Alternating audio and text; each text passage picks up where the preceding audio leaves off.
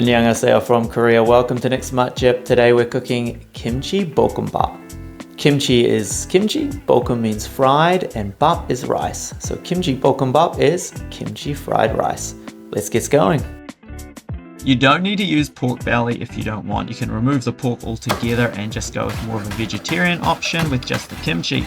However, I find using pork belly that the fat that you're going to cook it with, or the fat that the pork belly consists of, will add to the flavor of the dish. So if you don't mind the flavor of it, definitely try and use it. So slice up a few of these vegetables. We've got some onion, green onion, and then, like I mentioned, we get our pork belly in that pan and get it frying. We want the oil from the pork belly, or the fat, to be in there. So you don't need to add any extra oil to the dish except for some sesame oil later on.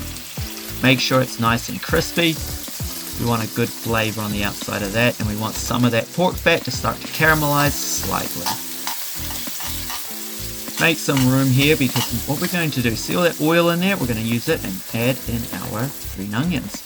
Frying that up with the onions will get it nice and translucent. When everything is sort of soft and it's mixed in with the fat from the pork belly, it's time to add in our kimchi. Ooh, look at that, that is perfect.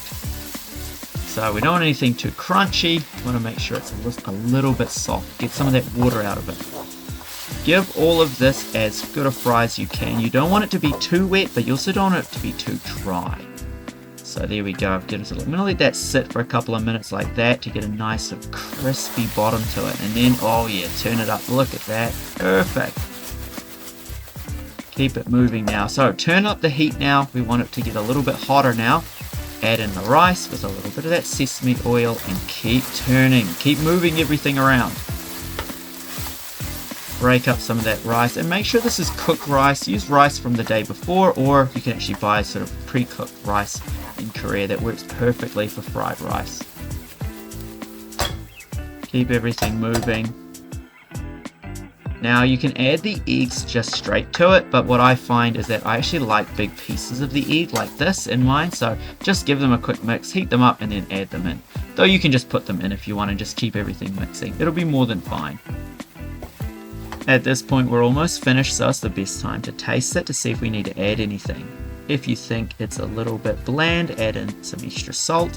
If you're happy with the flavor, leave it as is, though I do recommend adding a pinch of pepper. I probably put a little bit too much here, but that's okay. Still tastes it okay. Then give it a good mix, and it should be ready to go. Now your Perilla leaf that I'm putting in here is optional. You don't need to have that, but I find it adds a little bit of extra to the sort of dish, and it helps sort of cut through a little bit of that fattier flavor that you might be getting from it. Beautiful. And we're ready. It's all done. Let's eat this.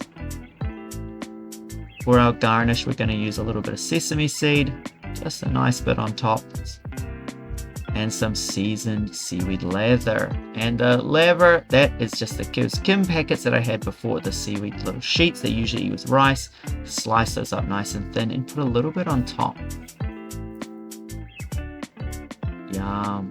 Often when you go to a shabu shabu restaurant, you'll get a little bit of rice with this and an egg as well. And you mix it all together to make a beautiful fried rice at the end of your shabu shabu meal. So tasty.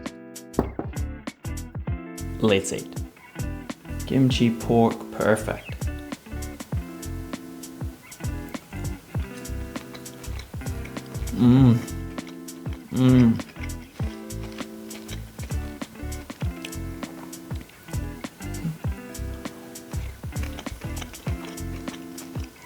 I almost don't want to talk about it, I just want to keep eating. It's perfect.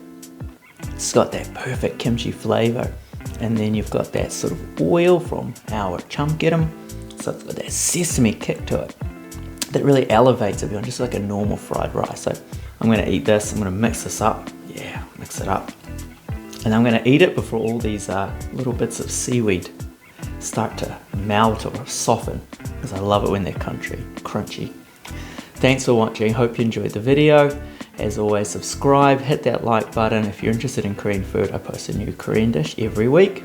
Alright, enjoy your week, eat deliciously, and annyeonghaseyo. Thanks for watching.